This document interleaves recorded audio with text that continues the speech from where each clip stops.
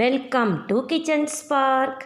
இன்றைக்கி நம்ம கிச்சனில் என்ன பார்க்க போகிறோன்னா, ஆவி பிடிக்கிறதுக்கு, அதாவது சளி இருமல் காய்ச்சலுக்கு ஆவி பிடிக்கிறதுக்கு என்னென்ன பொருள் போட்டு ஆவி பிடிக்கலாங்க தாங்க பார்க்க போகிறோம். அதுக்கு முன்னாடி நீங்கள் இன்னமும் கிச்சன் ஸ்பார்க் சேனலை சப்ஸ்கிரைப் பண்ணலைன்னா சப்ஸ்கிரைப் பண்ணிடுங்க.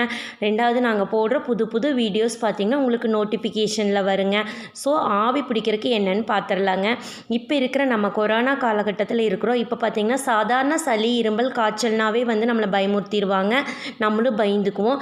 எந்த பயம் இல்லாமல் பாருங்கள், இந்த மாதிரி நீங்கள் கடையில் எதுவும் மெடிசன்ஸ் வாங்கி போட்டு ஆவி பிடிக்காமல் நம்ம வீட்டுக்கு பக்கத்தில் இருக்கிற மூலிகை செடியில் போட்டு தாங்க ஆவி பிடிச்சிருக்கிறோம். நல்ல ரிசல்ட்டு கிடச்சிருக்குது. சளி இருமல் பார்த்திங்கன்னா ஒரே நாள்லேயே சரியாயிடுச்சுங்க.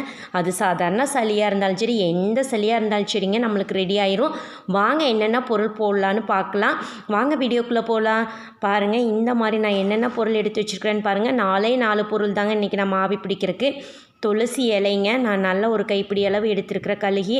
அதே மாதிரி ஓமவல்லி, கற்பூரவல்லின்னு சொல்லுவாங்க, அது ஒரு கைப்பிடி அளவு எடுத்து வச்சுருக்குறேங்க. ஓமப்பில்லுங்க இது 1 டேபிள் ஸ்பூன் அளவு எடுத்து வச்சுருக்கிறேன். இது நல்ல சளி இருமல் காய்ச்சல் உங்களுக்கு ரெடி ஆயிருங்க. அப்புறம் பார்த்திங்கன்னா மஞ்சத்தூள் பார்த்திங்கன்னா 1 டீஸ்பூன் அளவு நான் எடுத்து வச்சுருக்கிறேங்க. இது வீட்லேயே நான் கொம்பு மஞ்சளில் அரைச்சதுங்க. இப்போ போகிறேங்க, இந்த 4 பொருளை வச்சு நம்ம எப்படி நம்ம ப்ராசஸ், அதாவது ஆவி பிடிக்கிறதுக்கு என்ன செய்யலான்னு பார்க்கலாங்க. பாருங்கள், இந்த மாதிரி நான் ஒரு பவுல் எடுத்துட்டேன்.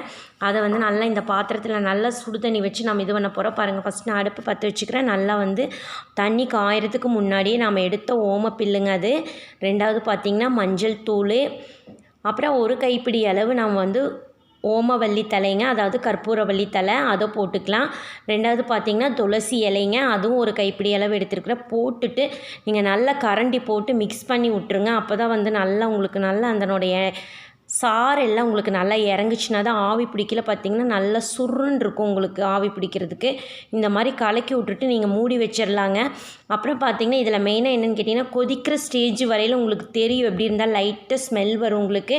அப்போ கொஞ்சம் லைட்டாக சிம் பண்ணி வச்சுருங்க. ஏன்னு கேட்டிங்கன்னா கொதிச்சிரும். பாருங்கள், இந்த மாதிரி கொதிச்சு பொங்கி வந்துடுங்க மேலே. இப்போ பாருங்கள், நல்லா கொதிச்சிருச்சு பாருங்கள். இப்போ நான் அடுப்பை சிம்மில் தான் வச்சுருக்கிறேன். நல்லா இந்த ஸ்டேஜ் போதுங்க நாம் ஆவி பிடிக்கிறதுக்கு. இப்போ நாம் இறக்கி வச்சுக்கலாம். உங்களுக்கு ஆவி பிடிக்கிறது எப்படின்னு தெரியல. நல்லா ஃபேஸை முன்னாடி வச்சு நல்லா போர்வை போட்டு க்ளோஸ் பண்ணிட்டிங்கன்னா நல்லா ஆவி பிடிச்சிக்கலாம். பாருங்கள், இந்த மாதிரி நான் கையில் எப்படி ஆவி பிடிச்சி காட்டுறேன் பாருங்கள். நல்லா திருப்பி நீங்கள் ஃபேஸை அந்தலே இந்தலே ஆவி பிடிக்கிற பார்த்திங்கன்னா உள்ளே இருக்கிற நீர் எல்லாமே இழுத்துட்டு வந்துடுங்க உங்களுக்கு. அப்போ பார்த்திங்கன்னா சளி இருமல், வறட்டு இருமல் எல்லாமே சரியாயிருங்க. ரெண்டாவது பார்த்திங்கன்னா, நீங்கள் ஆவி பிடிக்கிறப்ப நல்லா மூச்சு இழுத்து விடுங்க. அப்போ தான் உள்ளே இருக்கிற சளியெல்லாம் உங்களுக்கு இந்த துளசி இலை, கற்பூரவல்லி இலை எல்லாம் நல்லா அந்த பவர்ஃபுல்லாக உங்களுக்கு அந்த மூச்சுக்குள்ளே போச்சுன்னா நல்லா சளியை சீக்கிரமாக கரைச்சிருங்க. நீங்களும் இந்த மாதிரி எந்த சளி இருமலாக இருந்தாலும் பரவாயில்ல, நீங்கள் குழந்தைகளுக்கு கூட பிடிச்சி கொடுக்கலாங்க. மெதுவாக 2 வயசு குழந்தைகளுக்கு மேலே பிடிச்சி கொடுங்க, நல்ல ரிசல்ட்டை கொடுக்கும் உங்களுக்கு. உங்களுக்கு இந்த வீடியோ பிடிச்சிருந்ததுன்னா லைக் பண்ணுங்கள், ஷேர் பண்ணுங்கள். மறக்காமல் கிச்சன் ஸ்பார்க் சேனலுக்கு சப்ஸ்கிரைப் பண்ணுங்க. தேங்க்ஸ் ஃபார் வாட்சிங்.